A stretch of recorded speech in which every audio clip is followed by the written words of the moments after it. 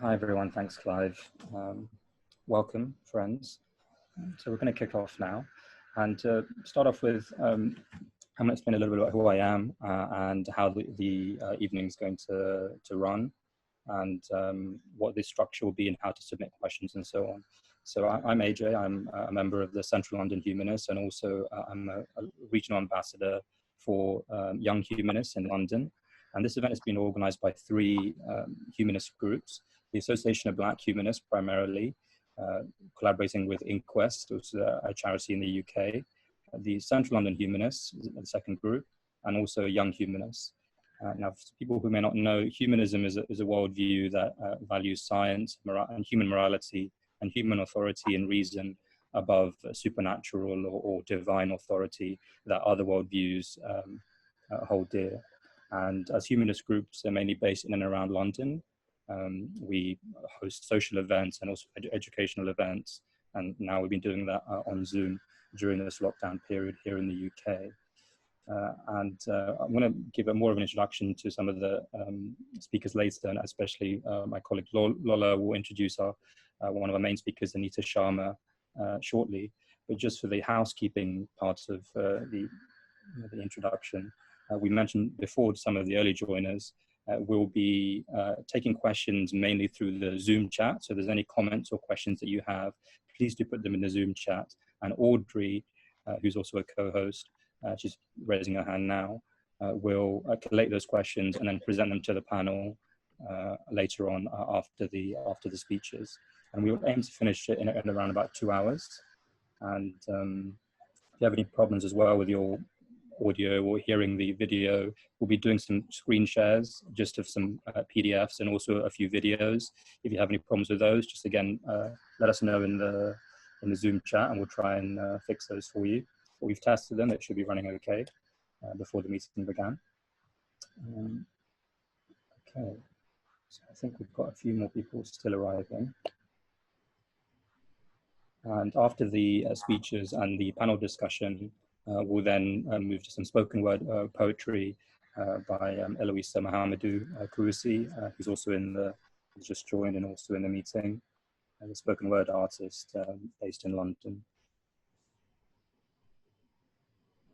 If you have any questions for Anita and INQUEST specifically, we mentioned this in the email, just reminding you again, and we'll put up the email address again. It's inquest@inquest.org.uk. Any follow-up feedback and questions for Anita or for INQUEST can be sent there. And any follow-up and feedback or for the Association of Black Humanists or Young Humanists or Central London Humanists can be sent to us here in the Zoom chat now, or later privately in a direct message on our social media profiles, mainly Meetup and Facebook. I see many of you are friends that we know, but realize that some people may be joining who don't know what the groups are and what they do. Hopefully that's giving you a bit of an introduction.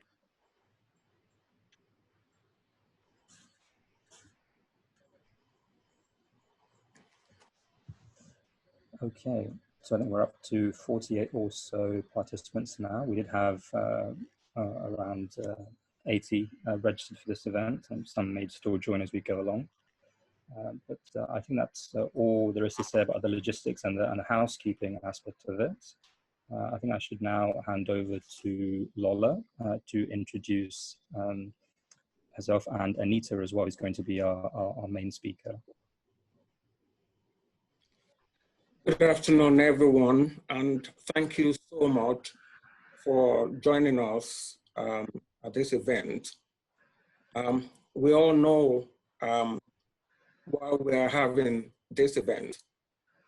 A lot of times I've been saying on the news, and people saying to me, what is happening in the US? It's not the same in the UK. We don't have that kind of police brutality at the hands of the authorities in the UK. I'm very proud to say that I know Anita Sharma. We joined an organization called Refugee Legal Center about 20 years ago, going to 20 years ago now. And it became refugee and migrant justice. Anita is not just a colleague, she's become a sister to me over the years. She's just full of passion. She's consumed by passion for justice. And this is what, after, when David Cameron came to power, I remember my manager saying at the time that refugee and migrant justice will be the first victim of the new Conservative Party. I didn't know what he was saying. And exactly that was what happened. Immediately he came into power, we went under for the job we were doing for migrants. I'm still in the field of immigration and fighting for justice for migrants. Anita is fighting for justice for issues in custody, and she will tell you about it. Thank you so much, Anita, my sister. I'll hand over to you. Thank you for that introduction, Lola. It was really sweet of you. And thank you everyone for inviting me along to speak today about the work of INQUEST and in particular what's happening following the death of George Floyd. So just as a way of introduction, I don't have slides, so forgive me. I'm going to just speak to you about the work that we do and the relevance of it. So starting with the talk today is about the UK's hidden George Floyd. And the murder of George Floyd in the US has sparked a global debate and attention to deaths at the hands of the police. For many, this is seen as an American issue, but for those bereaved by the state-related deaths, this is very much an endemic situation in the UK, but less spoken about. The 2017 Lammy Review into Race and the UK Justice System illustrated that Black men are disproportionately affected by our justice system. Racism and discrimination run deeper in the UK criminal justice system than people realise or wish to acknowledge.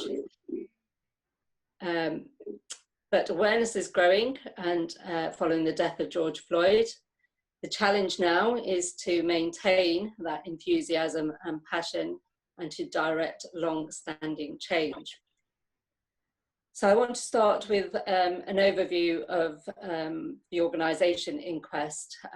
It can be a bit confusing with our name. We're called INQUEST, and the process of inquiry into a state-related death is called INQUEST as well. We're differentiated by reference to our name in capital letters. But as Lola said, I met Lola when I was working at the Refugee Legal Centre. Prior to that, I worked at the Coventry Law Centre.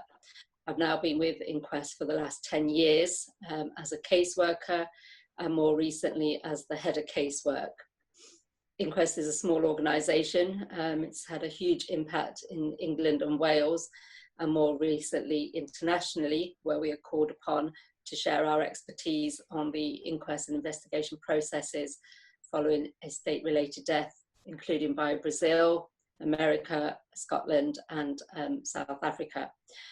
And when I say Brazil, not by the governments of these organisations, of these countries, but organisations similar to INQUEST, Black Lives Matter, or those working in the favelas, for example, in Brazil, are looking to INQUEST for advice and guidance on how they can implement some similar investigation or inquiry following a state-related death.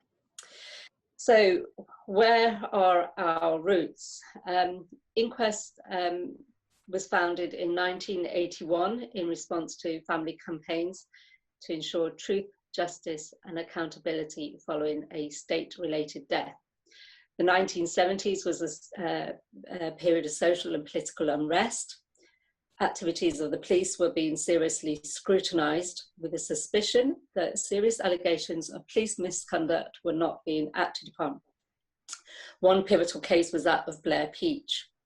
Blair Peach died in 1979. He was an anti-fascist who had been out protesting in Southall. He died following a baton strike by a police officer. The inquest into his death was delayed. The coroner refused to summon a jury. Friends of Blair Peach and the Anti-Nazi League were denied disclosure. The coroner had a distinct lack of legal expertise. It was the conduct of this inquest that rekindled public interest in the powers of coroners and inquest procedures. It gave rise to increasing distrust of the police and concerns of widespread financial corruption, the planting of evidence, heavy-handed policing, and unexplained deaths in contentious circumstances. At every stage, the advantage was heavily weighed in favour of the state and defending the interests of the police. In 2010, 31 years after his death, it was finally revealed that a police officer from a special patrol group had struck a fatal blow. Throughout the 3 decades, there had been denial and defensiveness from state institutions. In a report by Commander John Cass, he said, "The criminal investigation into Peach's death was hampered by specialist patrol group officers, who Cass concluded had lied to him to cover up the actions of their colleagues. He strongly recommended that 3 officers should be charged with conspiracy to pervert the course of justice, giving detailed evidence to show how they were engaged in a deliberate attempt to conceal the presence of the carrier at the scene at the time. None were ever charged." The whole police investigation into what happened on the 23rd of April 1979 was clearly designed as an exercise in managing the fallout from the events of that iconic day in Southall, to exonerate police violence in the face of legitimate public protest. The echoes of that exercise sound across decades to more recent events. The thrust to establish inquests came from a series of police deaths and later other police state-related deaths in other settings, for example, in prisons and more recently mental health settings and immigration detention. INQUEST has sought to challenge the interests of the powerful versus the powerless, to transform and politicise the debate on state-related deaths and their investigations, making public what has been mainly private concerns. So jumping forward to today, INQUEST is an independent charity. It's the only organisation in England and Wales providing expertise on contentious deaths and their investigations to bereaved people, lawyers, social support agencies, the media, parliamentarians, and the general public. I say England and Wales because the system in Scotland and Northern Ireland are different to those in the cranial systems, and investigations are different to those in England and Wales. Our cases include all forms of custody and detention. So we investigate, including prisons, policing, mental health settings, immigration detention, and cases involving multi-agency failings or where wider issues of state and corporate accountability are in question, such as major disasters, for example, Hillsborough and Grenfell. We aim to achieve access to justice for families, for a system which treats bereaved families with dignity and respect, and supports them in navigating the legal process following a death, and to achieve truth, justice, and accountability, and access to specialist advice and legal representation. Campaigning for automatic non-means tested legal aid for all people bereaved by a state-related death, and I'll come back to that a little bit later on. We aim to achieve visibility with respect to all systems of care and detention, so that failings are exposed and changes can be made. We aim to end all institutionalized forms of racism and discrimination by calling these out. We aim to achieve accountability for institutional failings and failure to act, to enforce effective sanctions and accountable learning, so that real and relevant action is taken to reduce the number of deaths in the future. Our ultimate goal is to end deaths caused by unsafe systems of detention and a lack of care and the use of force by institutional failure. INQUEST's unique integrated model of working involves family casework. So we advise and support bereaved families to navigate the protracted and complex investigation and legal process, to assist with securing publicly funded legal representation wherever possible, and to work with families and their lawyers to establish the truth concerning the circumstances of a death. The families we work with tell us they want justice, truth, accountability, but also to improve the system to prevent future deaths. This is the drive behind our integrated model of working, which covers the media. So we assist families to engage in the media, to highlight the circumstances of their family members or loved ones' death, particularly those raising key concerns. We work through family participation and support. So we have a family reference group, which is made up of bereaved families who have gone through the process, who feed into the work of INQUEST and help direct the organisation's priorities. We conduct family listening days. So these are evidence sessions for external organisations so that they can hear directly from bereaved families about their experiences of the inquest, of the investigation processes, and their personal experiences. So we've held those sessions for the Independent Advisory Panel, which looked at the deaths of children in prison, and various others, which I'll come to a bit later on. We aim to direct policy change, so we use the evidence we gather from our casework alongside research and statistical data to expose failings and to help achieve systemic and legislative change and prevent future deaths.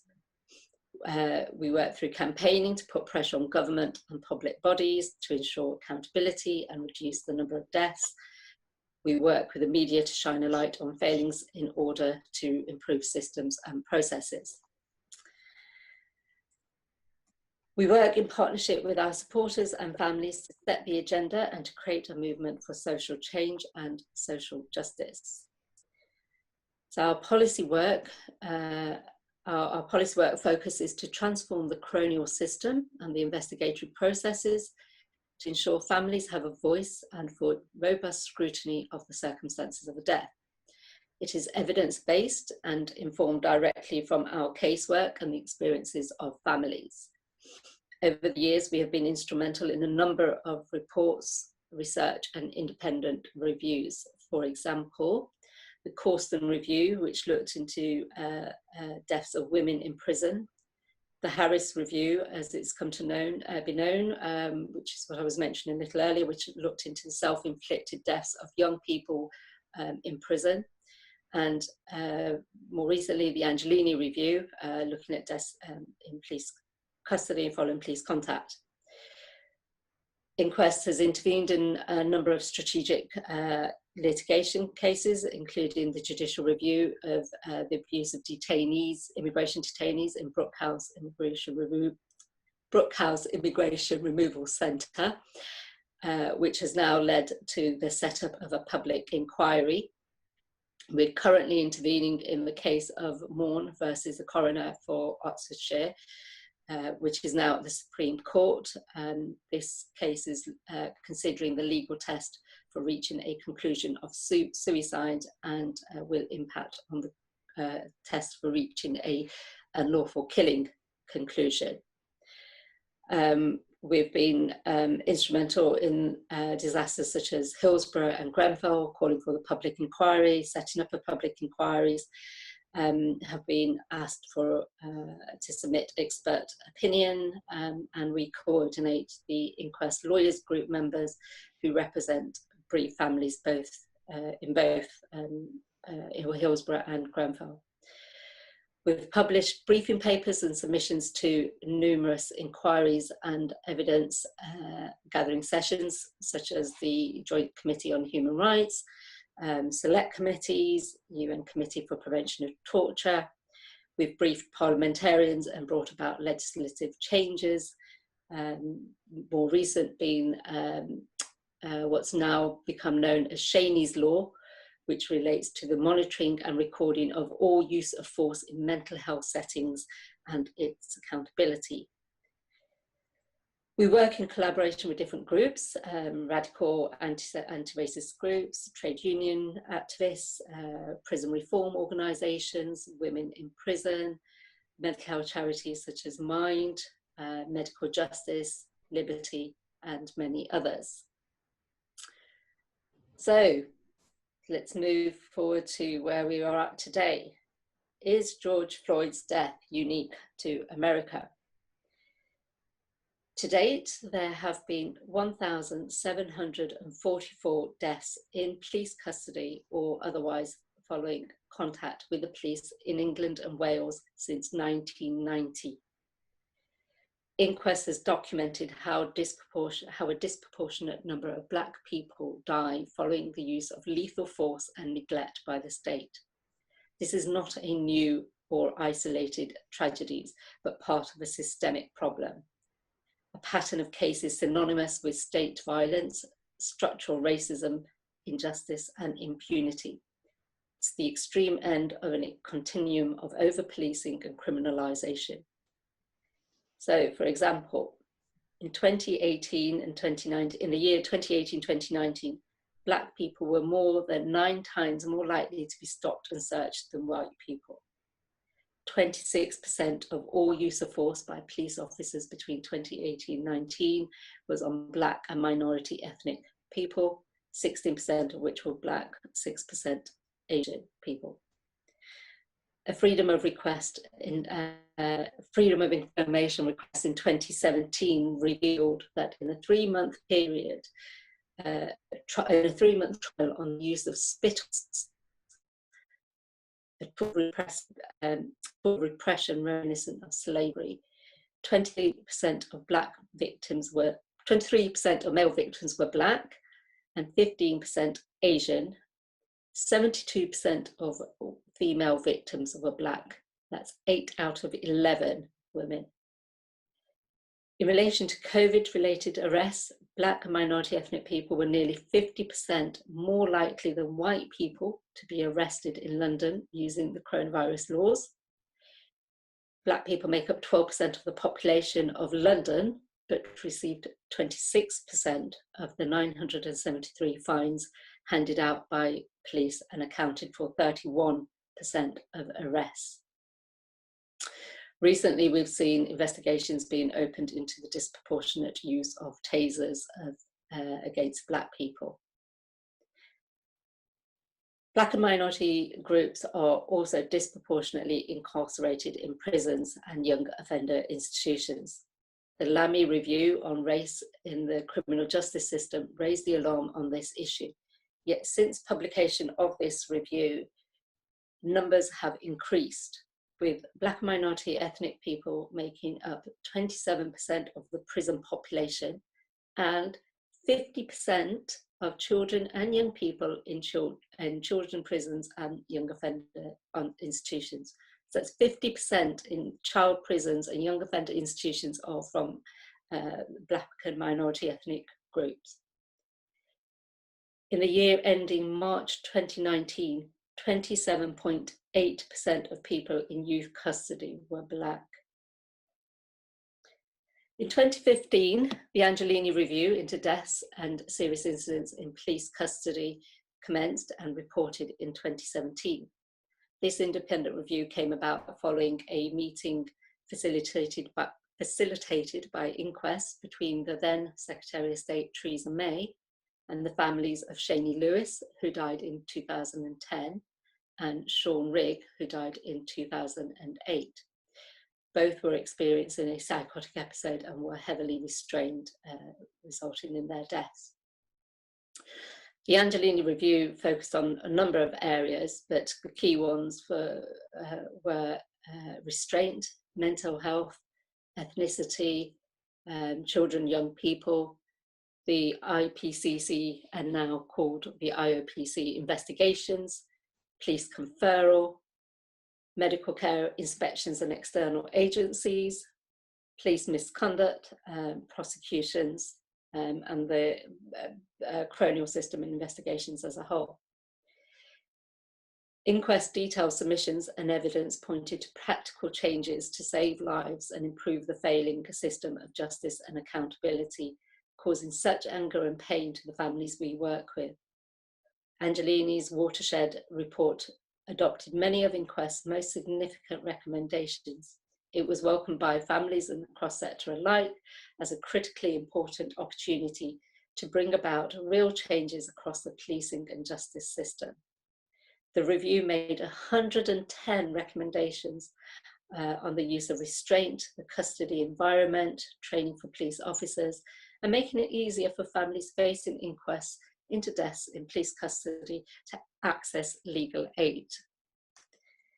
The greatest ongoing areas of contention continue to relate to accountability, delay, disproportionate use of force against Black, Asian, minority groups, and those in mental health crisis, and the lack of learning and the repeating of issues causing deaths. INQUEST has published a briefing on the Angelini review and the changes we want to see, which is available on our website. The Angelini review reported at a time where we saw the highest number of deaths in or following police custody in over a decade. And some of those I'm going to just run through, just to give you an example. 21st of June, 2017, the death of Edson da Costa, who was 25 years old, died in Newham following restraint by police officers 6 days earlier. 15th of July, 2017, Shane Bryant, 29, died following restraint by members of the public and police officers 2 days earlier. 19th of July, 2017, Darren Cumberbatch, 32, died in Nuneaton following restraint by police. 22nd of July, 2017, Rashan Charles, 20-year-old, died in Hackney, East London, following restraint by police. 24th of November, 2017, Nuno Cardosa, 25, died in Oxford, following restraint by police.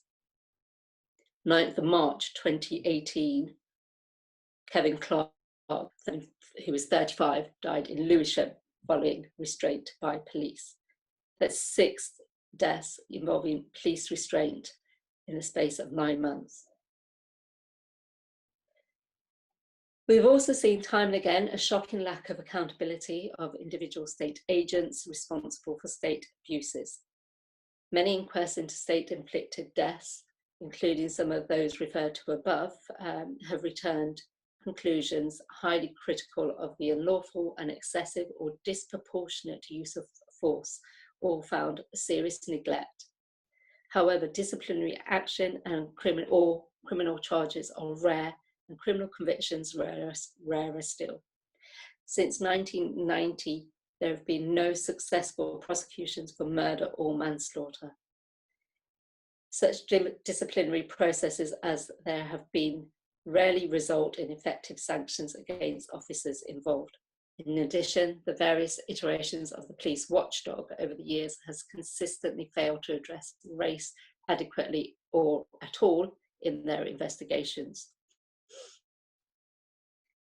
We are seeing increasing challenges to the IOPC direction to hold misconduct proceedings where an officer's actions fall below the standard of professional behaviour, resulting in the collapse of the processes and leading to no accountability. An example of this is the recent failure of the collapse of the misconduct processes into the death of Leon Briggs in March 2020. Leon died in November 2013. His family now turn to the inquest to be held next year to hear the officers' first-hand account of how Leon died whilst in their care. So it will be 7 years since Leon's death before the family will get to hear directly from those officers. It's a regular occurrence. It's seen such significant delay in those processes. The case of W80 and versus the IOPC. Sorry, I should have said the IOPC is the Independent Office for Police Conduct, who investigate the actions of police, particularly following following the death. So a case that's of significance that you may wish to look at is the case of W80 versus the IOPC, which will be heard by the Court of Appeal between the 7th and 9th of July. W80 fired the lethal shot that killed Jermaine Baker in December 2015. W80 argues that the IOPC used the wrong test when deciding whether he should face misconduct proceedings, and therefore he should not. This is evidence of further tactics used by the police officers and the Police Federation Union to obfuscate processes of transparency and accountability. Those two examples that I've just given there are challenging the processes of misconduct proceedings as to whether they are lawfully being brought and whether the timing of those processes have impacted on the police officers and that therefore they should not be pursued. They're not looking at the actual actions of those officers. The actions of the officers are not even being called into question at that time, because it's a challenge of whether those processes should even be brought. So it's important to understand that whilst those misconduct processes are there to look at the professional behaviour of the officers, quite often we don't even reach the stage of those misconduct hearings actually taking place, because the challenges are against whether the processes should be brought. If you look on the INQUEST website, you will see details of both of those cases and many others that have gone before them, where the processes have been challenged by both the police officers individually or by the Police Federation. So important work on many of Angelini's recommendations are underway or in the pipeline and led by the Ministry of Justice and the Home Office, with oversight from the Ministerial Board on Deaths in Custody, and INQUEST is engaged in those processes and those work streams. Ultimately, the value of this report will be in the change that it brings about. As we know from previous major reports and reviews, they're often left to gather dust and change can be slow. Our focus is now on bringing about its implementation. Race and deaths in state detention. So let's have a look at this again.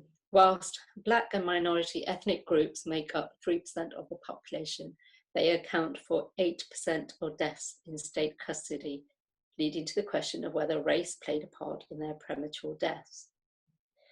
For example, Black men restrained to death by police officers: Christopher Older, Roger Sylvester, Mikey Powell, Sean Rigg, Olashani Lewis, Kingsley Burrell, Rocky Bennett, who was restrained by medical staff in a mental health setting, so showing the double discrimination faced by Black men suffering mental ill health, and others who have died since, some of which we have named above when I've talked about some of the challenges, such as Leon Briggs. We also have Shaku Bayo and Kevin Clark. This is just a small portion of the numbers of Black men that have died. Black women in mental health crisis, so now facing double discrimination on the basis of race and also for their mental ill health. For example, Sarah Reid, who was a young woman remanded for psychiatric reports, who died because of the neglect and ill treatment by prison and healthcare at Holloway Prison. Deaths of two further Black women, Annabella Landsberg and Natasha Chin, as a result of neglect and failings of prison and healthcare staff. Black men shot by the police: Azelle Rodney, Mark Duggan, and more recently, Jermaine Baker and Trevor Smith. Immigration detainees, for example, Jimmy Mabenga, who many of you may have heard being mentioned by Black Lives Matter.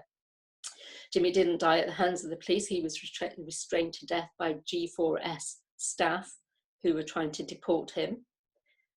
Prince Fosu, who died from neglect, having been left naked in a Helmansworth Immigration Removal Centre cell for 6 days without bedding or a mattress. 2017, we already, I mentioned, saw the highest number of deaths following police restraint, but it was also the year of the highest number of deaths of immigration detainees across, who were detained in prisons, immigration removal centres, on removal or shortly after release. A total of 11 deaths in 1 year. And let's not forget the impact of the hostile environment towards the Windrush generation, which also saw the death of Dexter Bristol. Shocking inquest into his death. There ended up being 2 inquests.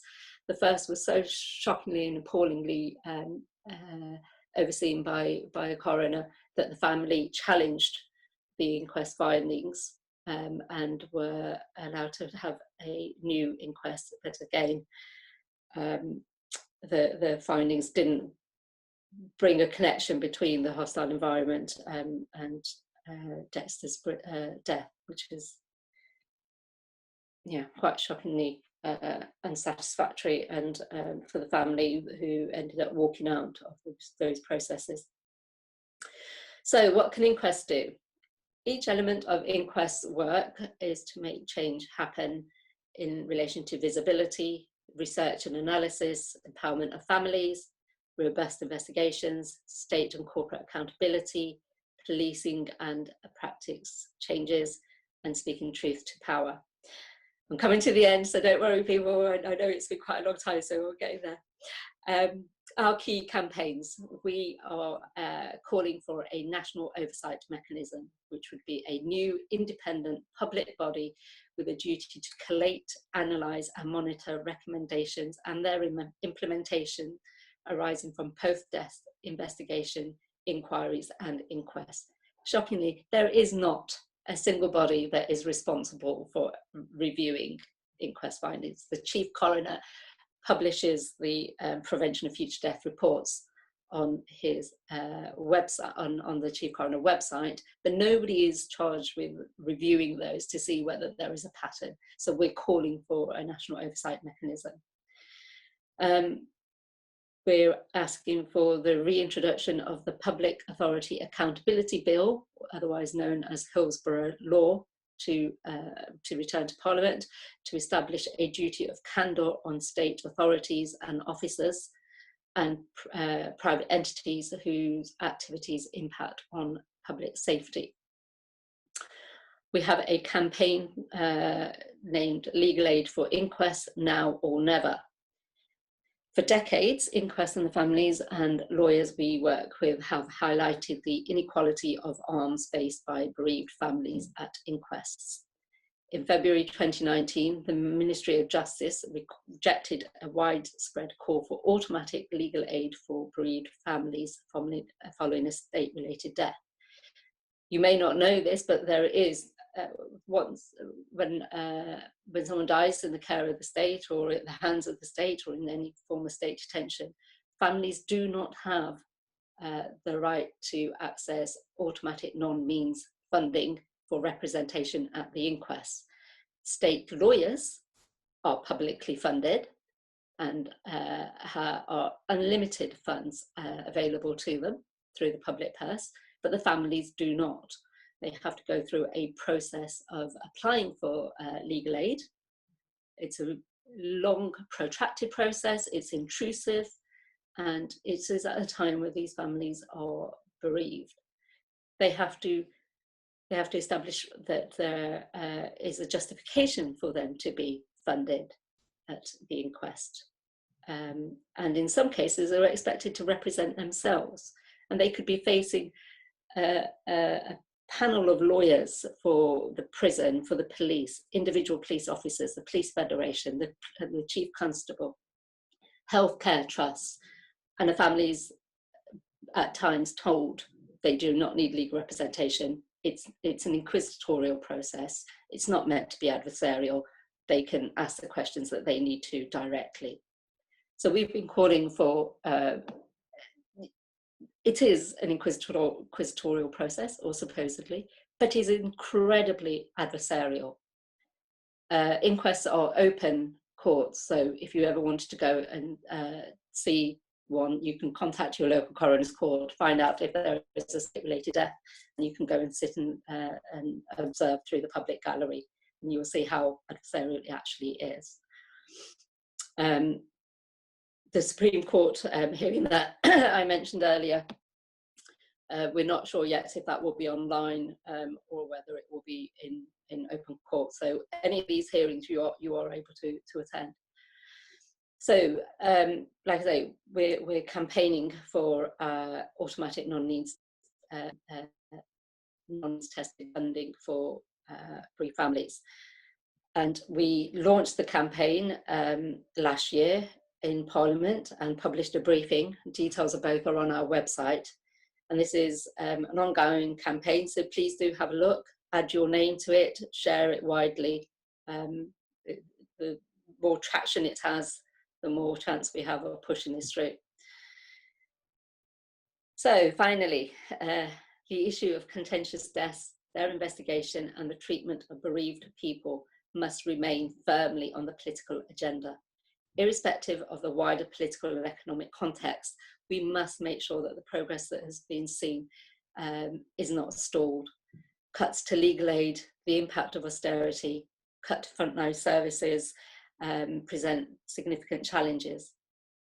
How we treat some of the most vulnerable individuals under the care of the state is an indicator of how humane a society we are. How we treat the investigation of deaths in custody and those raising concerns about state and corporate accountability is an important measure of how transparent, fair and accountable our investigation mechanisms are. At their core, these processes are an indicator of the condition of our democracy.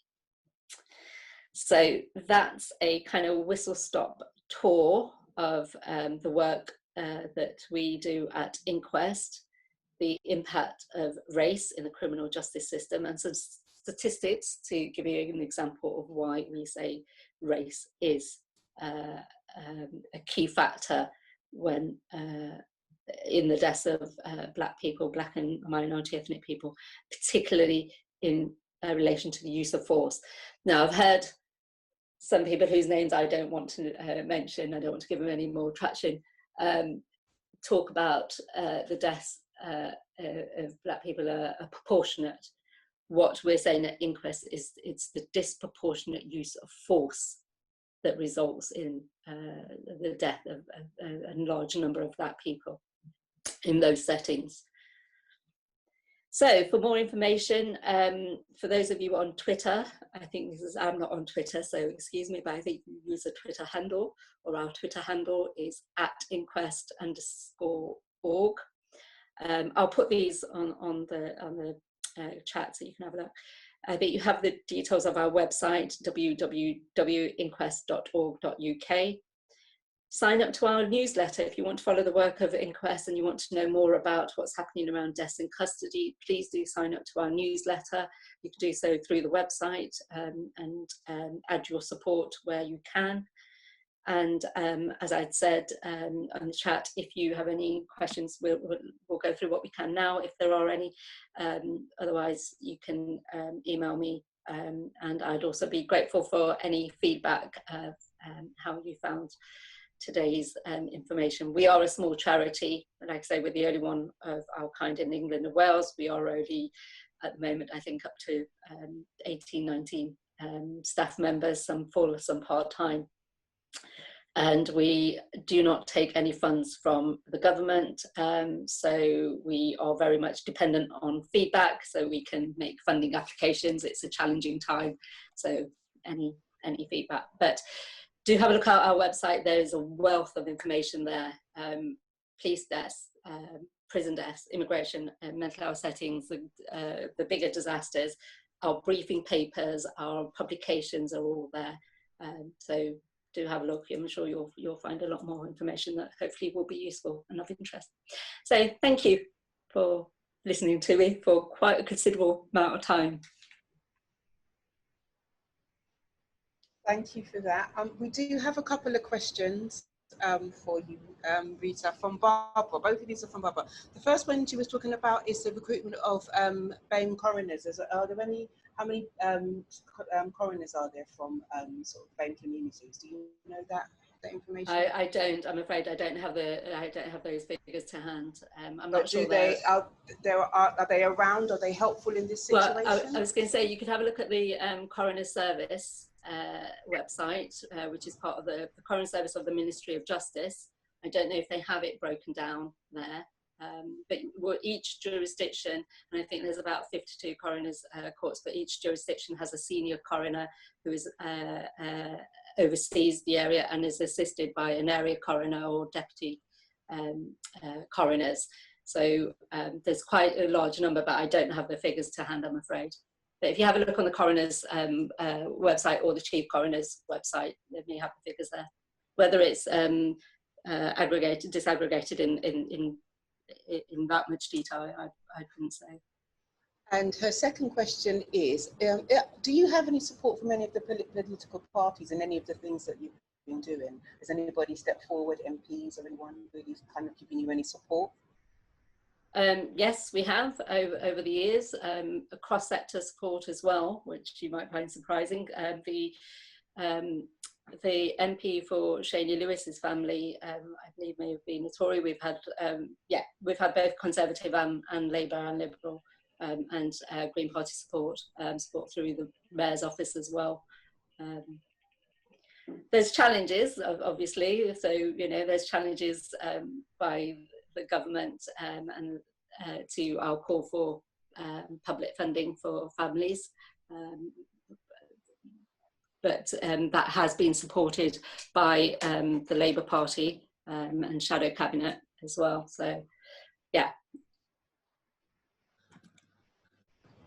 We've got a long...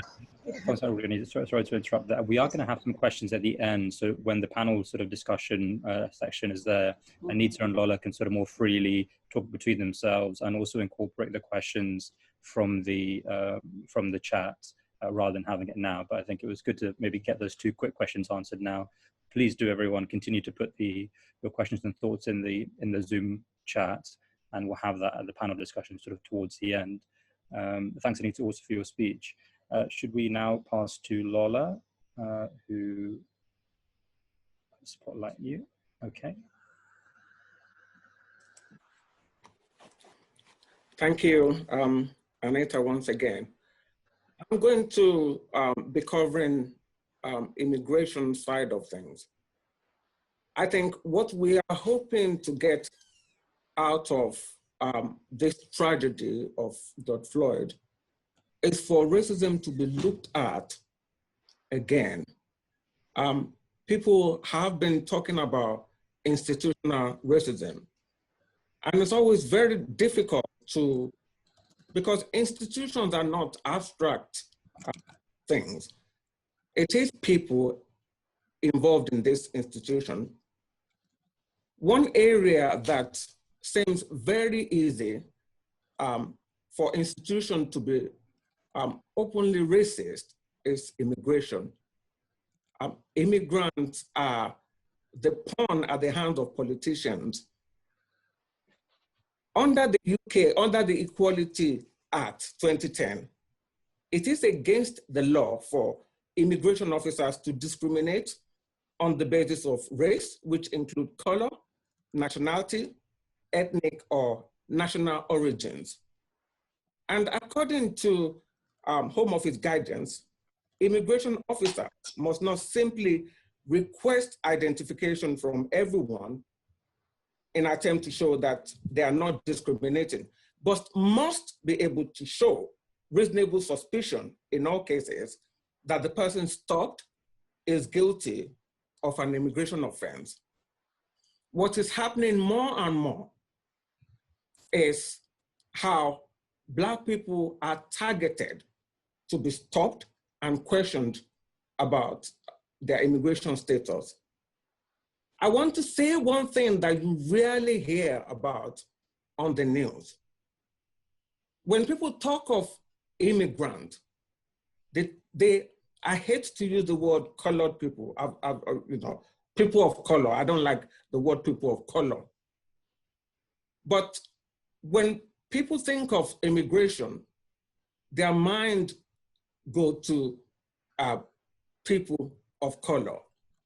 People don't think at all that there are white people that are immigrants. And immigration officers too, they don't act like that most of the time. There are white Australians, white Canadians, white Americans, white South Africans that are in the UK, and they have visa problems too. They have overstaying issues too. They have illegality, immigration illegality too, but they are rarely stopped. They are rarely stopped to be questioned about their immigration status. In a report published by the Bureau of Investigative Journalism, this is an independent organization. It's a not-for-profit organization. When you have the time, please look up their website to see their various reports about discrimination in the immigration sector. In their report, they've said that since the start of 2002, British citizens have been subject to immigration spot checks more than 25,000 times. And what you find is the immigration officers intimidating the community because of the color of their skin. I've seen it many times, you know, it depends on where you go. When I go to Peckham to do shopping, you see them, you know, in their buses, in their uniform, raiding where Black and ethnic minorities go for ordinary day-to-day things like to do, you know, to get our hair product, to do our hair, to do our nails. They raid shops, they know our bus stops, they are there. I've seen them many times at Elephant and Castle and Camberwell, wherever you have you know, Black population and ethnic minority, you see them roaming the street. And it is intimidating. I've been a British citizen now for how many decades? Even when I see the buses, their vans, I feel it. It's not just happening in England and Wales, it's happening throughout the UK. In Glasgow, that the report from the Bureau of Investigative Journalism says 32% of people stopped by immigration officers are British citizens. Sometimes British citizens are getting letters to say they need to leave the UK. There was a time, you know, a company called Capital, the Home Office gave them this contract, and they're just writing to people randomly, and it's mostly based on their ethnicity.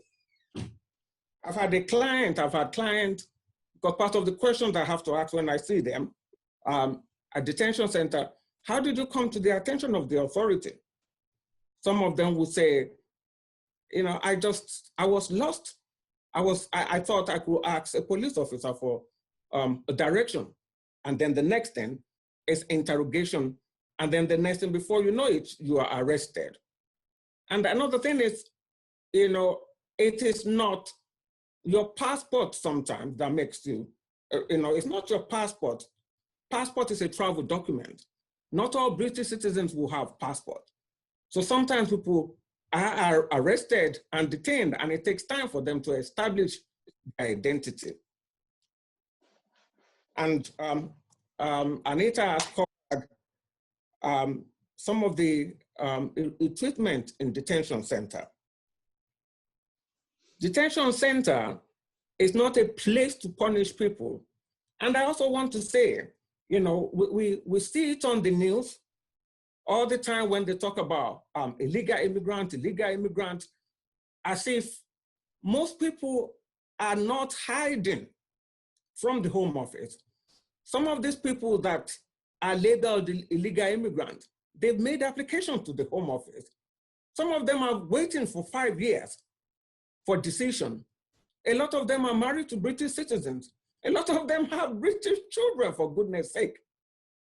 And then they are labeled as illegal immigrants. Please, when you listen to the news, please remember what I'm saying. When you listen to the news and when you listen to the anger of people going on about illegality, sometimes please remember what Lola said. Sometimes the Home Office, often the Home Office, it is their negligence, it is how they are administering the system that is causing what is so-called illegal migration. And when they are arrested,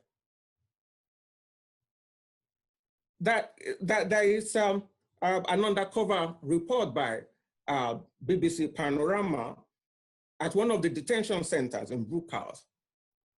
Before I talk about that, a lot of time when this so-called illegal immigrants are arrested, they are taken to immigration detention centers so far away from their loved ones, where their loved one cannot easily go to see them. It is traumatizing, and you need to see some of these centers.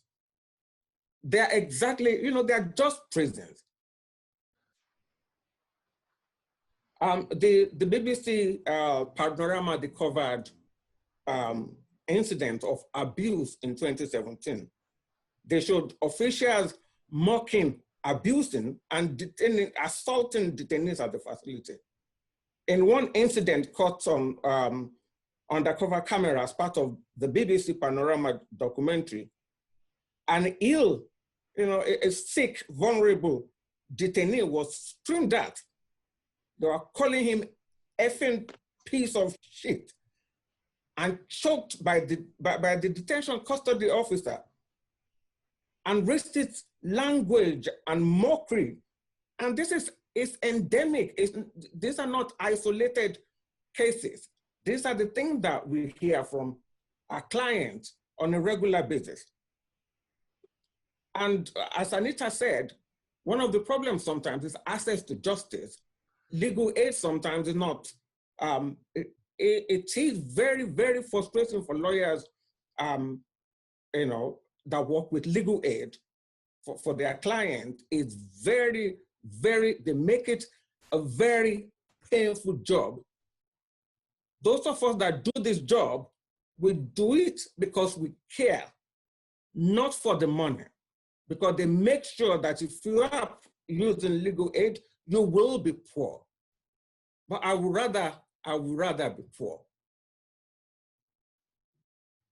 And another thing that makes it problematic is immigration, justice is privatized. The Home Office has contracted, detention center, handling of detainees to companies.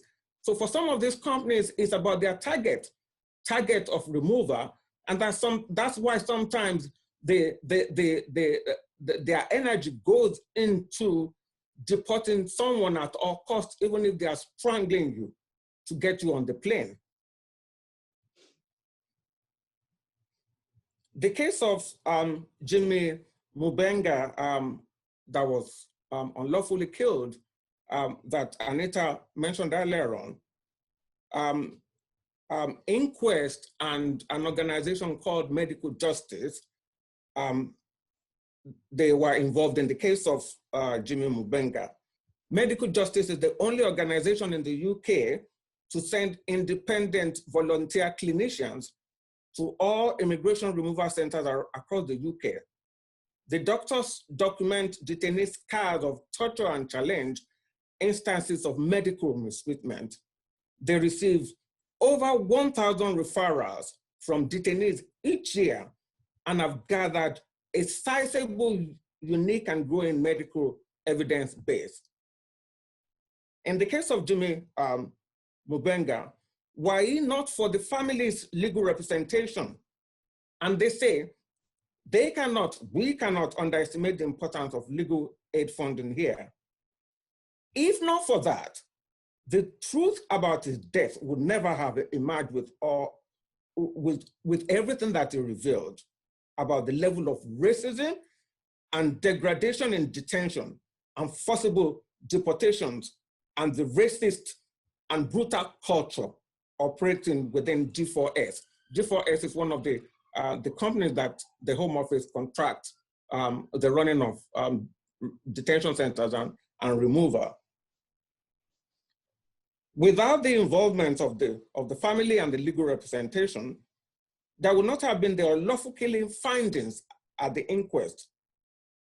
The detailed Rule 43, Prevention of Future Death report, which made numerous recommendations regarding the use of force, training, culture, racism, etc.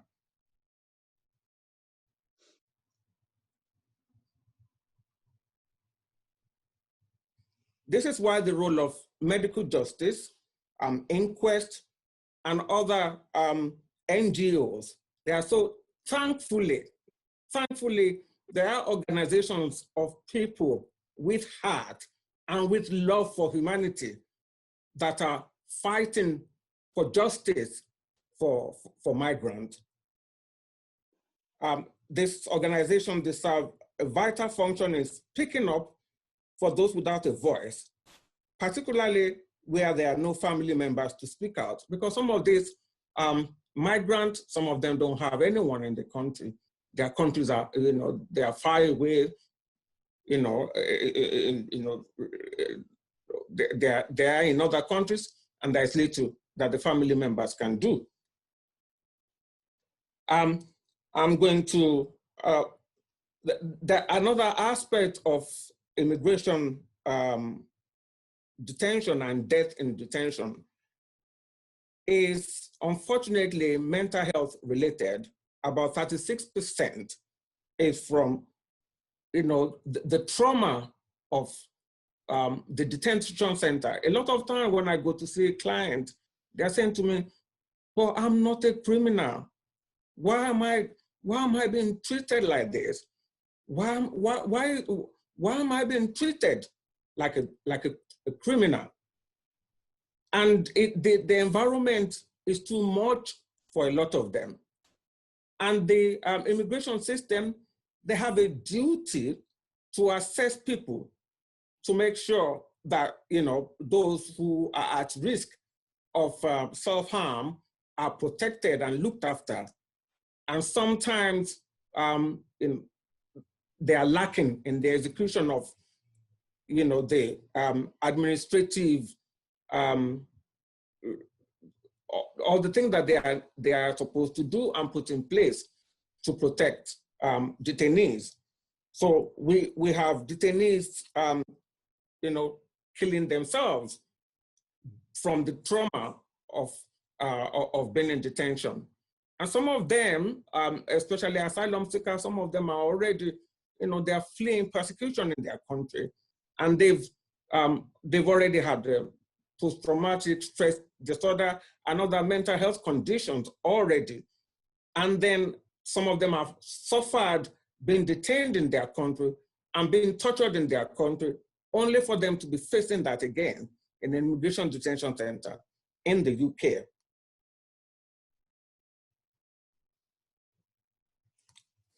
I'm going to round up, but before I round up, I'm going to show you 2 videos.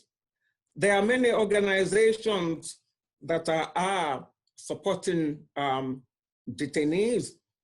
You have Detainee Action Place. We can provide information about different organizations that you can support that are supporting immigration detainees or supporting migrants generally. Can we show the clips?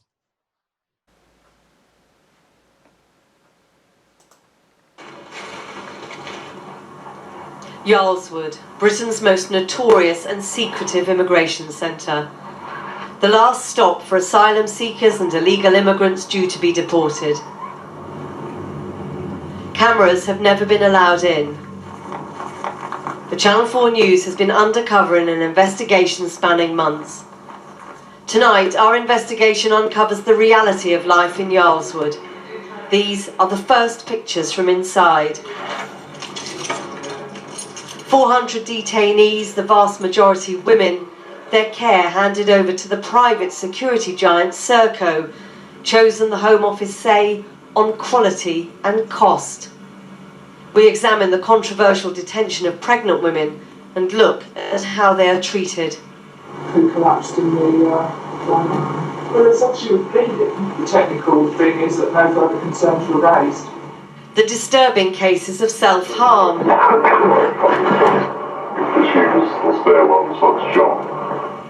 And the shocking attitudes of some guards towards the women. You know what, they're all bad. They're all animals, they play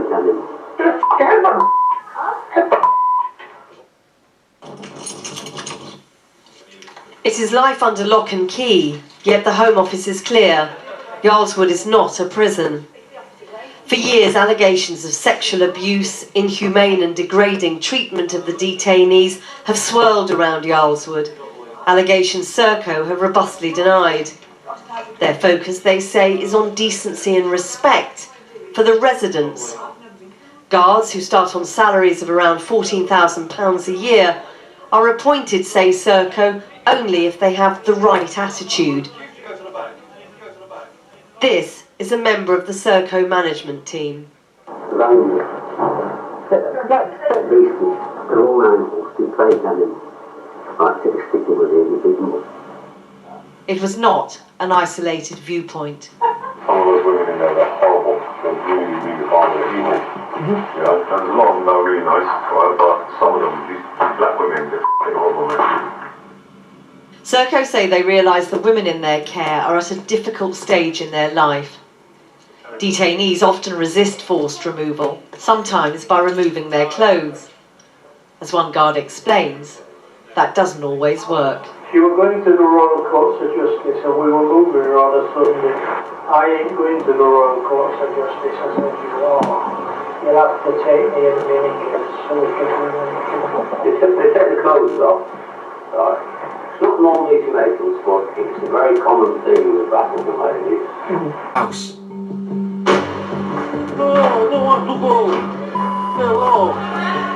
It's an immigration removal centre, although it looks and feels more like a prison.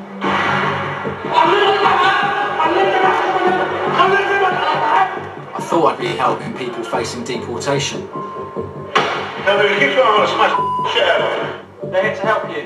But I couldn't have been more wrong. Absolutely no sympathy at all. If he dies, he dies.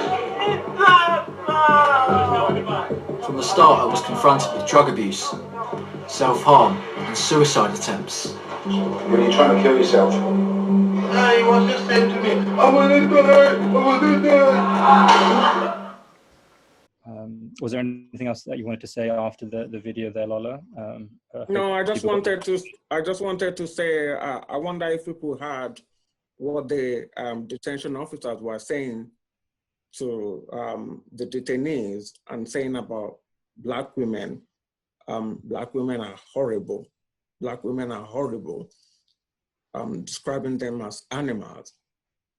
So this is the situation we are facing in the UK. If we think that we are better off, we are better than Americans because our officers don't carry guns, I think we should rethink it again. And I trust that I am in good company. I have a lot of, I trust humanists, and I hope that when you are watching the news and they are talking about illegal migrants and all the negativity about immigration, that you will not forget today. Thank you so much for listening. Thank you.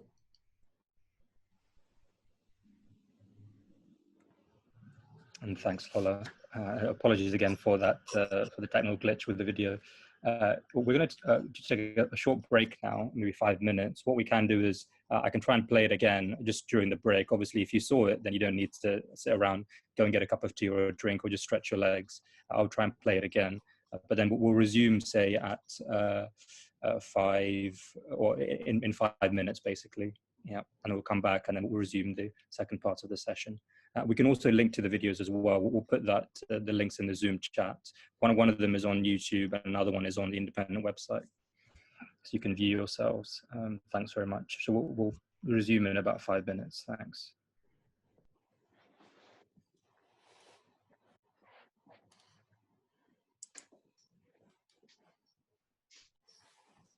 Okay, thanks, AJ. So we'll be resuming just before 20 past.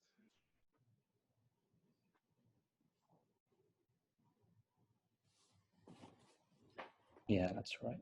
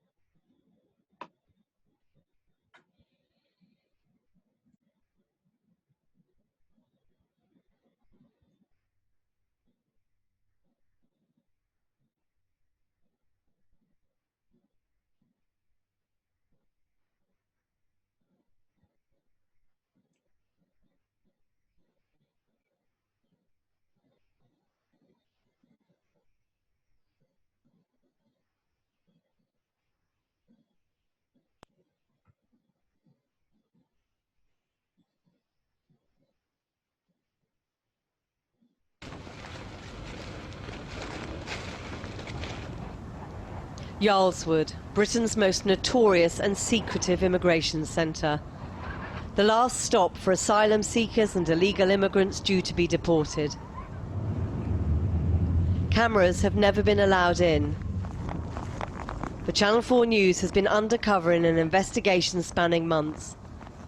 Tonight, our investigation uncovers the reality of life in Yarlswood. These are the first pictures from inside. 400 detainees, the vast majority women, their care handed over to the private security giant Serco, chosen, the Home Office say, on quality and cost. We examine the controversial detention of pregnant women and look at how they are treated. Who collapsed in the dining room. Well, it's actually bleeding. The technical thing is that no further concerns were raised. The disturbing cases of self-harm.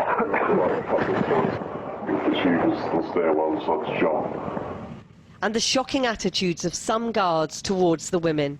You know what, they're all the same. They're all animals, we played animals.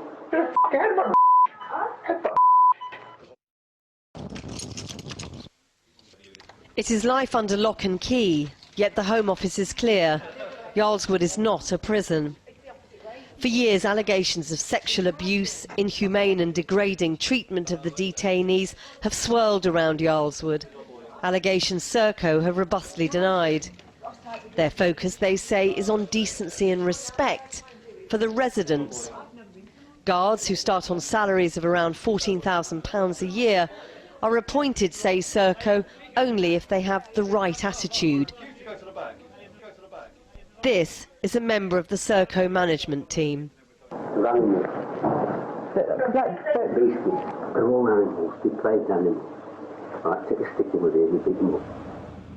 It was not an isolated viewpoint.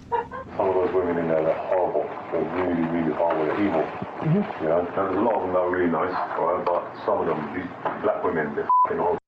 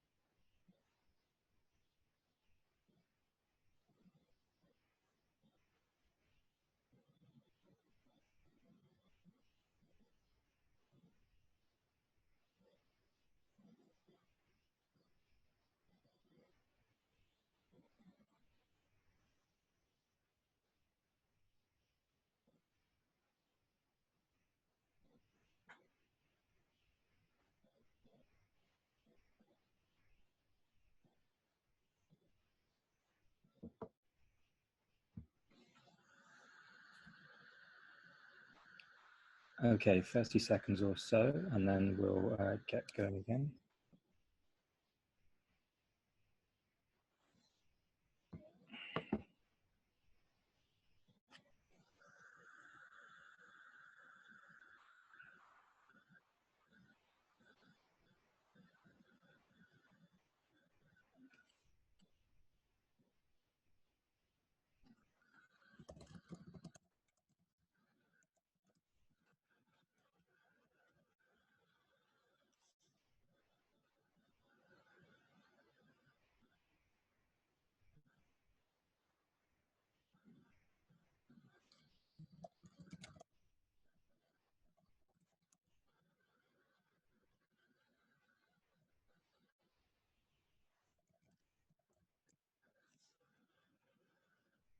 Okay, so I think we can kick off.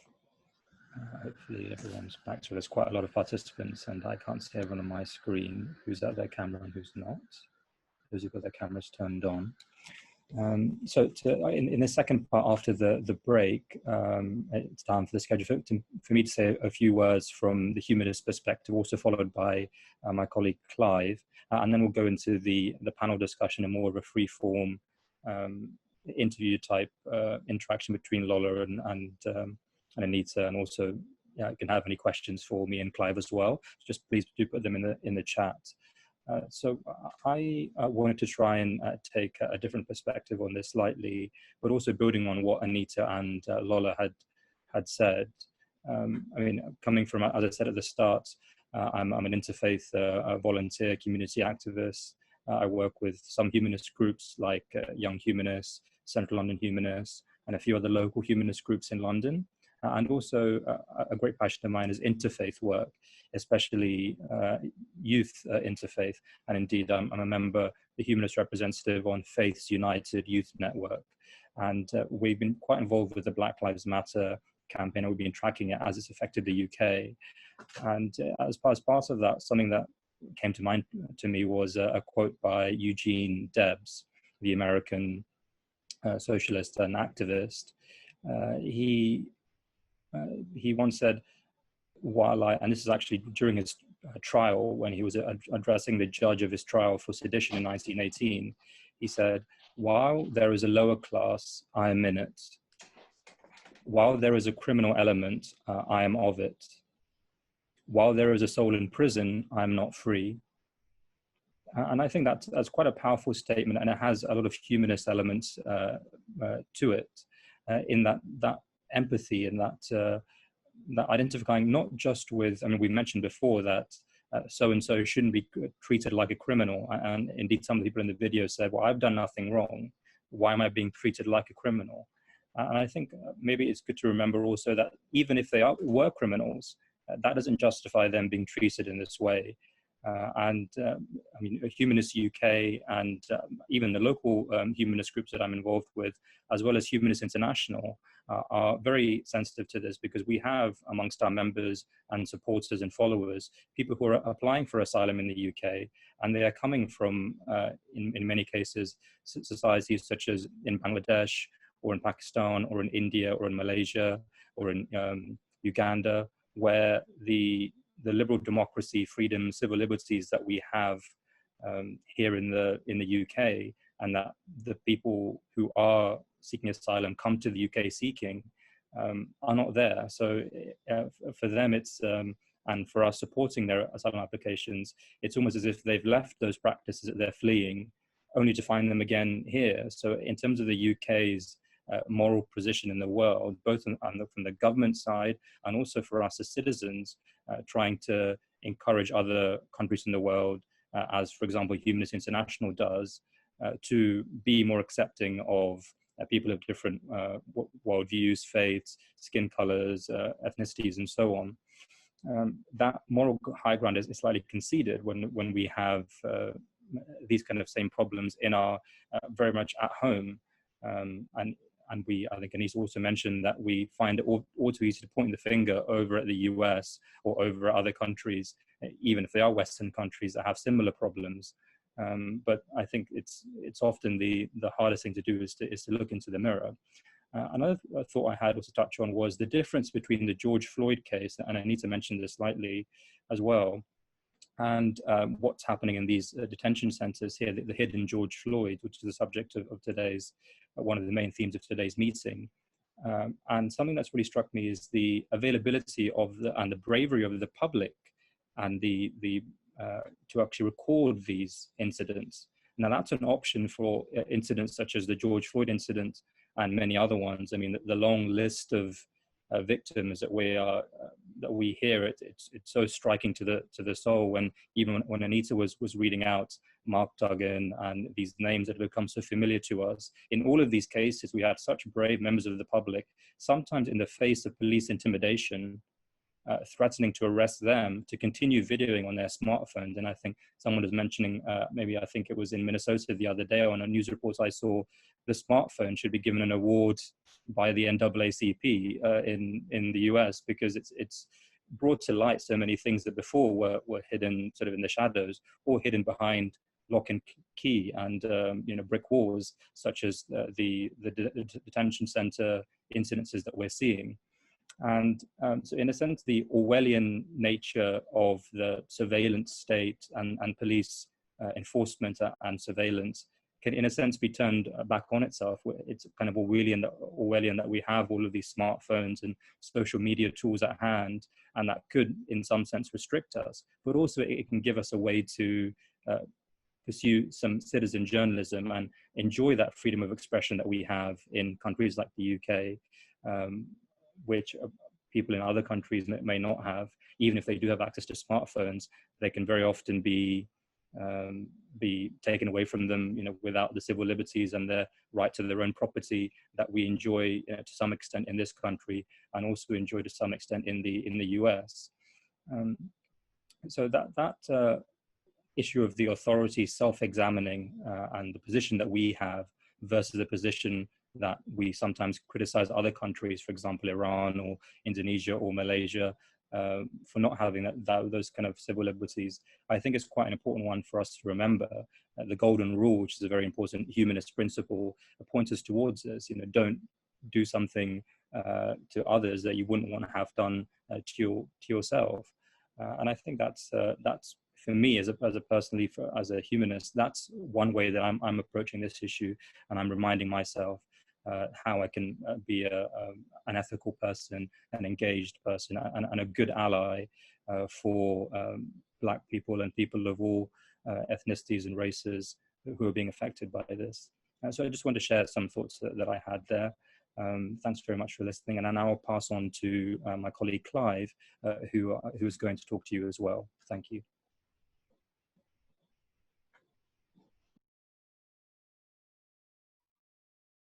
Thank you, AJ. That was very, you gave some very good points there, very perceptive. Well, looking at what we've seen today, I must say I'm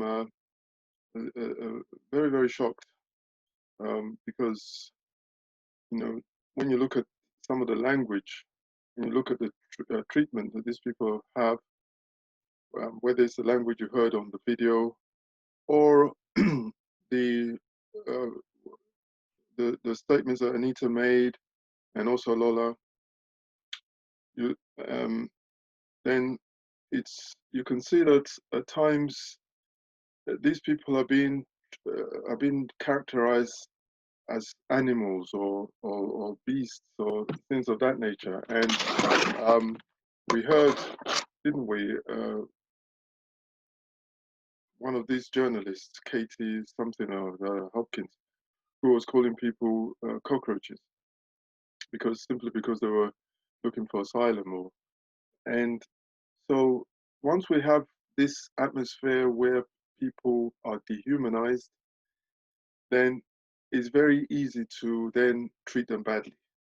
And the people who are doing it are able to get away with pretty much anything because they don't regard the people that they are dealing with as human beings. So as far as they're concerned, they have not committed any crime.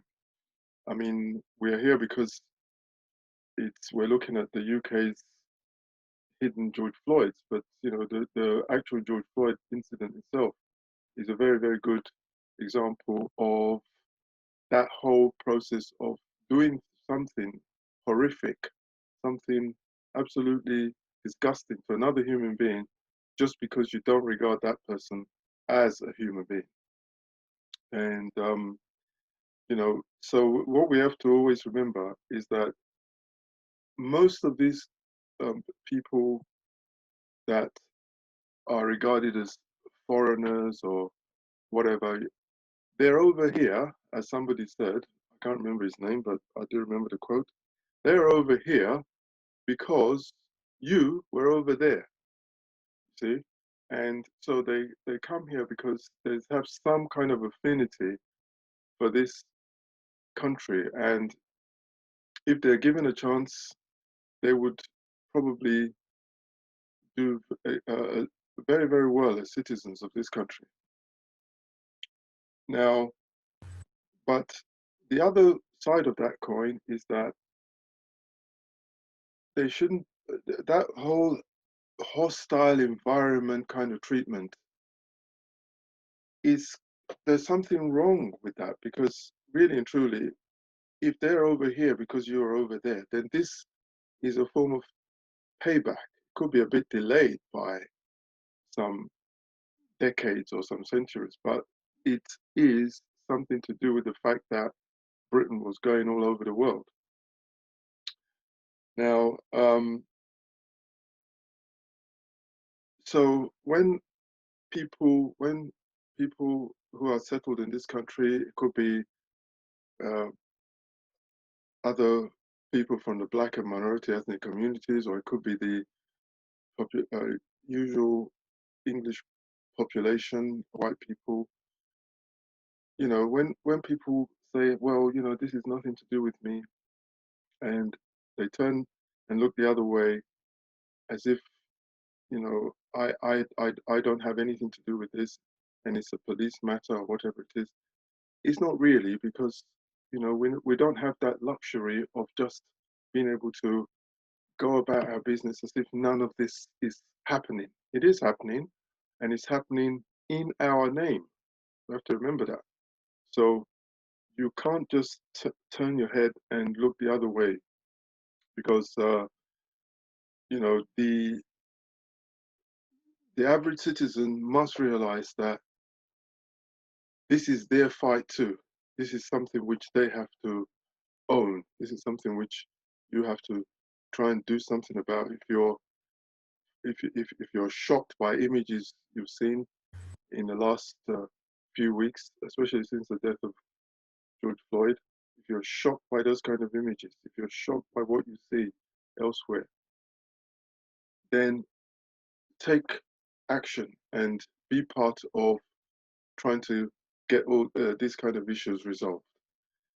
Now, I know I don't have a lot of time, and so I'm not sure if I've got any more time, but anyway, I'm going to leave it there, and we'll move on, and I'll introduce AJ back again to say one or two words.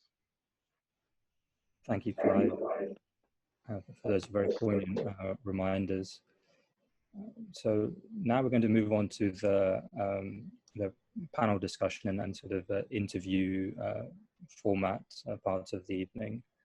I'm going to hand over now to Audrey, who's been collecting many of the points and comments that you've submitted in the Zoom chat. And then we're going to bring back Anita, and hopefully your audio problems are now fixed, Anita. Sorry, I'm not sure if hopefully it's only one way that you couldn't hear me, but hopefully if you now unmute yourself and join the discussion back again, we'll be able to hear you, and also Lola as well. And I can see Audrey's already unmuted, so I'll hand over to them. Thank you. Hi, everyone. Well, you guys have been busy in the chat. I can see that. We've got comments and we've got questions.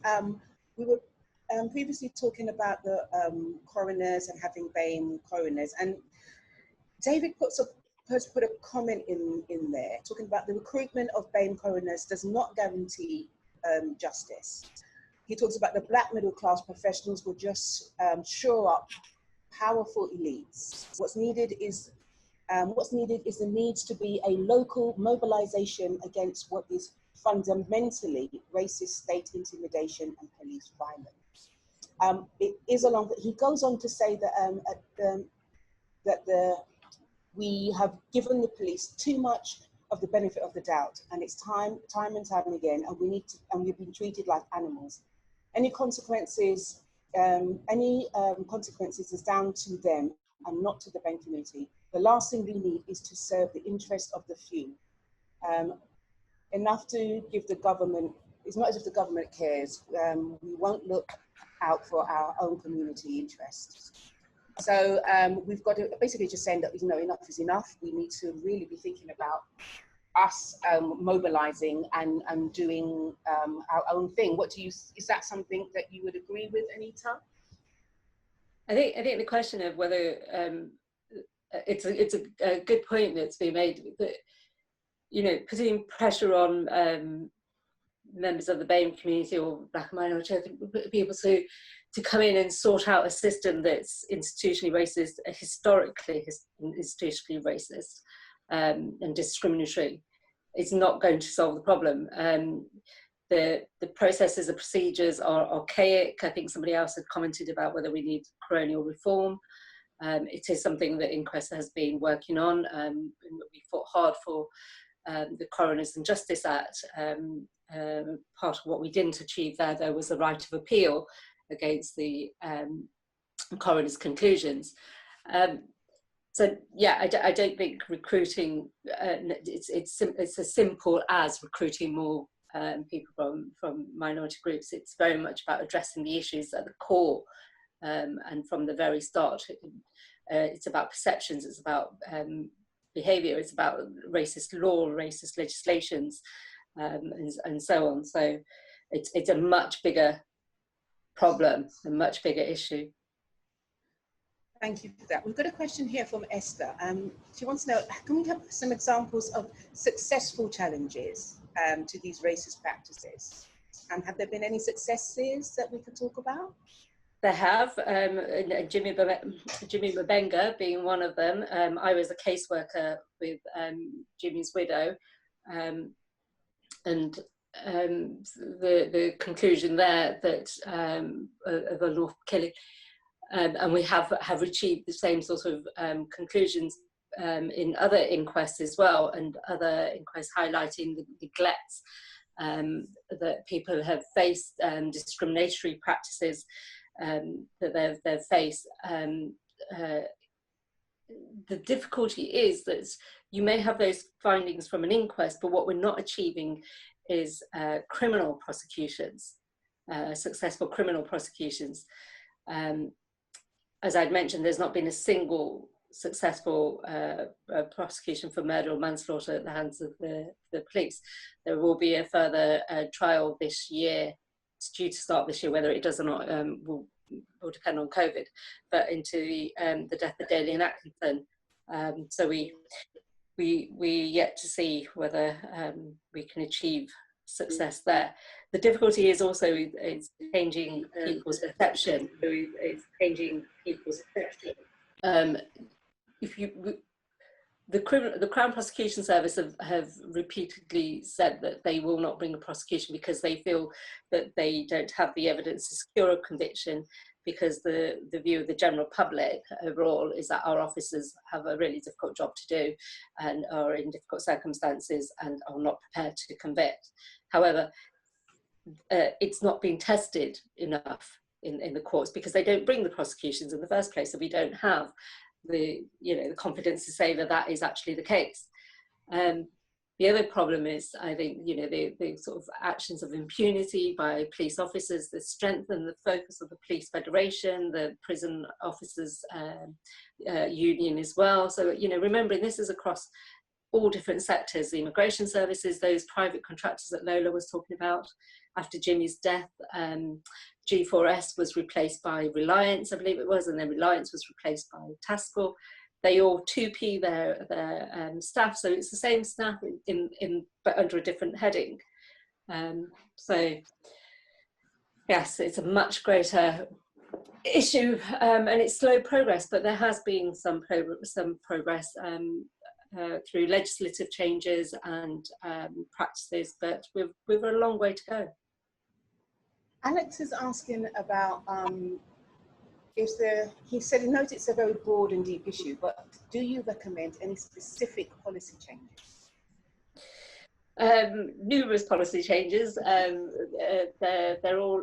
It's hard to sort of bring them down to one concise, because they sit across the criminal justice system as a whole.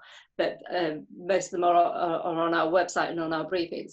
One of the key calls that we're making is the funding and sort of diversion away from the criminal justice system. Let's look at the reality of what's happening. The Harris review that I mentioned earlier, which looked at the self-inflicted deaths of young people, showed that the disproportionate number of young people ending up in prison come from welfare or foster care or sort of welfare settings. They've been failed at the very beginning, and they've ended up in the criminal system, and then they've ended up in a revolving door. So one of the key policy demands that we're making is that the funds should be diverted away from locking somebody up and put that money back in the community. The amount of money that costs to lock one person up, we're talking hundreds of thousands to lock one person up, you put that money into care in the community and supporting the community. You are empowering the whole community. You are changing that individual's life, but everybody else's life around them. We're calling for women not to be sent to prison. Women are sent to a higher rate, sent to prison for smaller petty crimes than men are. But you send one woman to prison and you're imprisoning effectively her whole family. The woman will be the key breadwinner and the key role person looking after the children. So once you send that woman to prison, those children are affected, those children end up in care, they end up in prison. Thank you for that. You're dropping up just a little bit. I think you dealt with this a little bit, but I just wanted to kind of sort of focus on it a bit. You're talking about the coroner system that's in place, and is wondering if it should be just sort of swept away and replaced by something called the Article 2 tribunals. Well, Article 2 already exists in the coroner's system. So when there is a death in the care of the state or at the hands of the state, the coroner, the state has a responsibility not only to protect life, which is Article 2, the right to life. So they have the positive obligation to protect life, but there is a procedural obligation to investigate when somebody has died at the hands of the state under Article 2. So that we do have Article 2 inquests already. Thank you for that. There's a couple of questions here about the LGBT community and they're fleeing persecution because of their sexuality. Are there any figures that sort of highlight sort of how many people in the LGBT community who are being held and their treatment, excessive, worse than anybody else's? I don't have those figures. I don't know if anybody else does. Lola, for example. I don't have figures. I wish I understand the questions a bit. The question is not very clear. Well, sorry, go on. Yes, I don't. What is the question about the LGBT? The figures of how many people who are being held in custody. We have people who are fleeing because of their sexuality, of coming over here. They're put through sort of being asked all kinds of questions that really don't relate to them as LGBT people from other countries. I'm just wondering if there were figures of how many people who are LGBT and being held in asylum. No, I don't have. It's something that I can look into, but I don't have figures of LGBT in detention. I think Can I jump in here as well, Lola? Because I think part of the problem is that quite often, you know, the reason that some people might be in those detention settings is because they're not believed to be from the LGBT community. So the statistics themselves are not helpful. You know, part of the reason they've been refused asylum is because their sexuality is not being accepted. Yeah, okay, so yeah, because we're saying it's a minority within a minority, so that was the kind of thing. So we have, you know what I mean, it's that kind of thing of, are there any kind of broken down sort of identities that are labeled?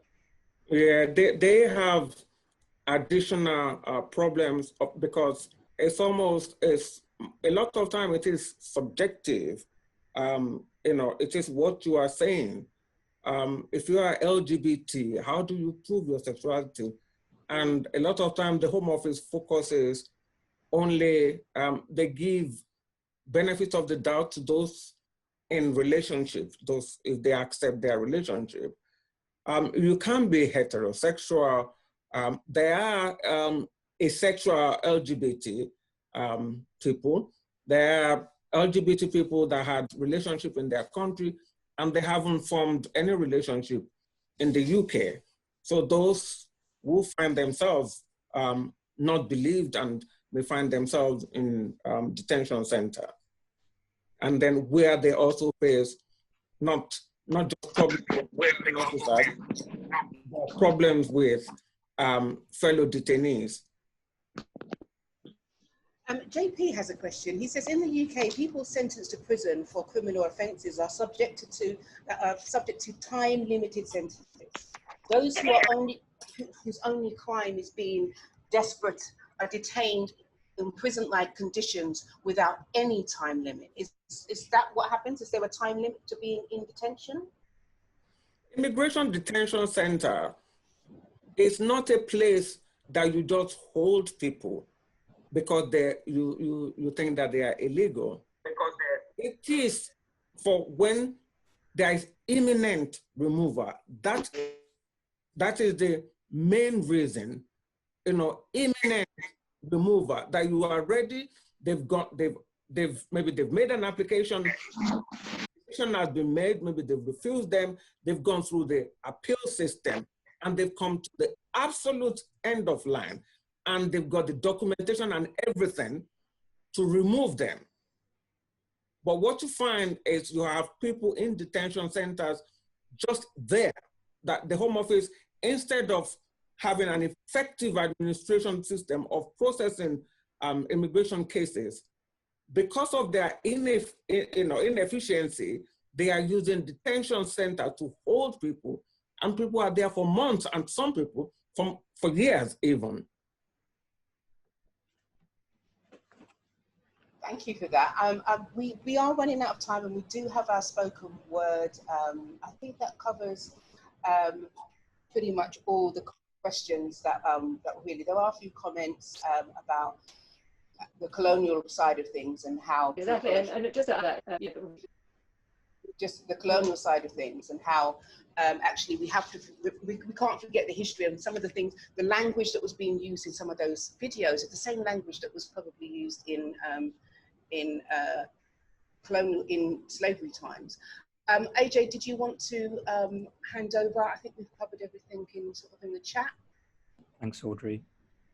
Yeah, so that concludes our panel discussion and speeches, and we'd like to end now by handing over to our spoken word artist for a recital inspired by some of the themes that we've discussed here today. So just to introduce Eloisa Mohamedou Kouroussi. He's a British-born writer, playwright, an actor and spoken word artist. He's of Jamaican parentage and born into Islam. But that perspective on life he's used through his poetry and spoken word to tell stories and messages that would normally be ignored or left unknown. And I'm pretty sure that we can agree that the George Floyd case and so many of the multitude of cases we've discussed and seen very graphically today in this meeting fall under that category. So I'm now going to hand over to him. Unfortunately, he can't join us by video, so I'm sure the power of the spoken word will come through. All right. Yeah, first of all, thank you to everybody for this event, and thanks to Anita, Lola, and of course to AJ and to everybody else who was speaking. So yes, it's been a really informative and interesting discussion, and I hope I can contribute to it with equal quality. I've written this new piece called Voices. It was inspired by a previous Zoom meeting, and somebody raised the issue, or somebody asked the question, is there more than one voice of the unheard? Because we speak about like the unheard, like people who are typically downtrodden and silenced and everything, being overlooked and left ignored. But are they all necessarily one and the same? Sorry to interrupt, Nicholas. It's a bit low. Do you mind speaking a bit louder or coming closer to the mic? Sorry to interrupt there, Mohamedou, but okay, it is a bit low. Sorry. Yeah, my piece is called Voices. Okay, that's a bit better now. Yeah. Okay. Thanks. It was inspired by a previous Zoom meeting on a similar topic, and somebody asked the question, is there more than one voice of the unheard?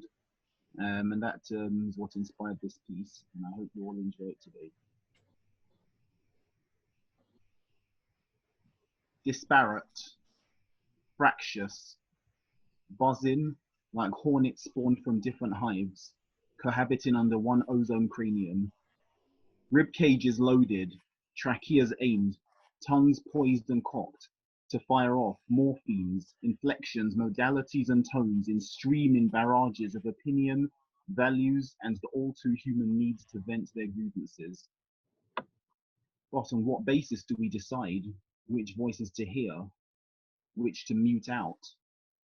Who paid mind as the dying breath was needlessly wrenched from the mouth of George Floyd, Stephen Lawrence, Mark Duggan, Trayvon Martin, Breonna Taylor, Belly Mujinga, Kamyimsola Olatunjoye, Christopher Alder, Fannie Lou Hamer, Kingsley Burrell, Atatiana Jefferson, Ayanna Stanley Jones, Rashan Charles, Sean Rigg, Edson da Costa, Gabriel Navarez, Ora Rossa, Michelle Cousteau, Sheku Bayo, Tanisha Anderson, Alexia Christian, Megan Hockaday, Maya Hall, Janisha Fonville, Catherine Johnston, Eleanor Bumpers, Sandra Bland, Natasha McKenna, Darren Cumberbatch, Michael Powell, Dalian Atkinson, etc. Were their voices heeded? Were their loved ones' voices heeded? Or were their killers' voices heard? Those killers who answered the on and off 5,000-year-old war cry by white-skinned Greeks and Romans against the black-skinned and brown-skinned Egyptians to reverse educate them into their brand of paganism, echoed by the 3,500-year-old war cry by white-skinned Persians against the black-skinned Indians to annex them into the fold of Varnashran Hinduism, echoed in the 1,000-year-old war cry by white-skinned Christians against the black-skinned Muslims and brown-skinned Jews to oust them from the lands of Christendom, echoed in the 700-year-old war cry by white-skinned Muslims against black-skinned and brown-skinned North Africans to replace them with a whole new race of Islam, echoed in the 500-year-old war cry by white-skinned Europeans against the black-skinned and brown-skinned Africans, the black-skinned and brown-skinned North, South, and Central Americans, the black-skinned and brown-skinned Asians, and the black-skinned Australians and Pacific Islanders, to subdue them into a now global paradigm of neoliberal capitalism. Now try and tell me you're surprised that racism is a hot topic all over the world. Are we too cowardly to listen because it hurts our English ears? Too cowardly to speak because it hurts our English voice boxes to be as loud and boisterous as the Americans? Or are we all too busy making noise to heed the silence of the mind as it shuts down from overwork and undersleep, when it sees its votes disregarded and its politicians doing the same old, when it's not given the time to process, much less recover from the trauma of being raised in a nation that still wages wars of attrition, annexation, and assimilation on those deemed to not belong, when it cannot trust the soil, the water, the very air to not be depleted and or poisoned, when its efforts to rewire itself into health, friendship, and financial freedom are thwarted again and again by reality, when the family unit is structured not on the model of all adults taking responsibility for all children, as has been the standard our species evolved on for 500,000 years, but on the model of the sperm donor and egg donor raise their children alone, is it any wonder our minds are going nuclear? What about Iraq, the birthplace of the handheld plow and the hard and fast gender roles that have relegated women to the Madonna whore binary and stifles their contribution to the creation of high civilization for 7,000 years? How's that for a WMD? And the Greeks, who weaponized man-on-man love so it came to symbolize man's dominion over women, children, and foreigners, as well as galvanize the troops into enforcing that dominion, and whose most intelligent, philosophically minded people, renowned and respected all over the modern Western world, argued that slavery is natural. Women are a separate species from men, whose presence pollutes and dilutes their masculinity, and democracy is bullshit because the masses are too stupid to lead themselves. How's that for a WMD? To think, thousands of years of falling for the same old tricks, repeating the same old mistakes, suffering the same old consequences, and heeding the same old voice, the same old advocate for classism, elitism, hierarchy, and the zero-sum game. Is that the devil talking? Or is it God, once again favoring some people over others? Well, instead of unproven supernatural entities dictating our destinies to us, how about we speak in tongues? Which tongues? The gibberish of televangelists and megachurch leaders, conning their flocks into obliviousness, subservience, gullibility, and willful ignorance? Or the eloquence of science, scrutiny, skepticism, and good old-fashioned sensibility? What are we to do with the Judeo-Christiano-Islamic dharma that underlies, oversees, and permeates so much of the testable harms perpetuated the world over, regardless of whether we think of them as such or not? Because, like it or not, we are either part of the problem or part of the solution, and there is no neutral ground. On what basis do we decide which voices to hear, which to mute out? Thank you. That's it. Beautiful, thank you so much. I have to say that we in the London groups are so lucky to have you also living here as well, and performed many times at our group meetings and now with Zoom. It's great that others around the country and maybe even the world can also share in this. Okay, so I think we're just about to wrap up now. As a note of thanks, I just want to say thank you to all of you for coming together today and giving up your time, 50, 60 of us, spending these hours together reflecting on these issues, gathering our moral force, gathering our willpower to then take forward this, as, for example, Anita suggested, to feed back to INQUEST, to feed back to and join the Association of Black Humanists, Young Humanists, Central Humanists. We're all part of this this fight together. The national groups, Humanists UK, Young Humanists, are part of some campaigns, political campaigns as well, and non-partisan. And the local groups like Central London Humanists, West London Humanists, and South West, and wherever you are around the UK in your country, may also have members that join up with these campaigns. So please do join your groups, and you can see what they're getting involved in. You can also help. We're on Facebook and Twitter and Instagram, Young Humanists, Association of Black Humanists, and Central London Humanists, and please do engage with us there. And thank you finally to our expert speakers. I certainly learned a hell of a lot, and for the work that you do as well, that often goes, very, very thankless. We're thanking you here today for that. And thanks also for the audience members who contributed your links and your views in the Zoom chat. And I hope that we're all able to take away many good resources from this as well. Is there anything else that you'd like to say, Lola, Clive, or Audrey?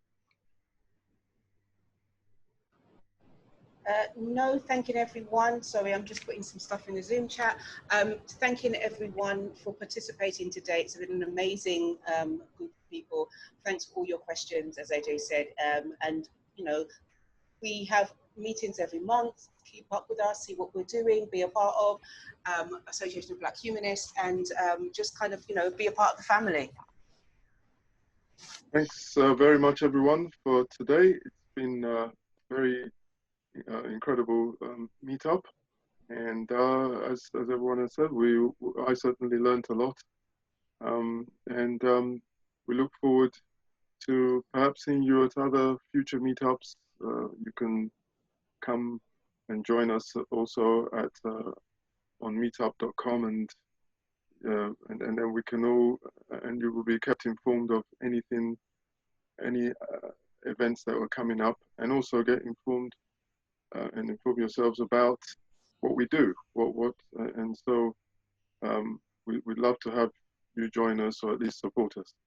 So thank you very much, everyone. And we have cameras just to say goodbye to everyone. Can we have sort of cameras on, kind of having a look at everyone? Just to say goodbye. Is everyone there? AJ, are you still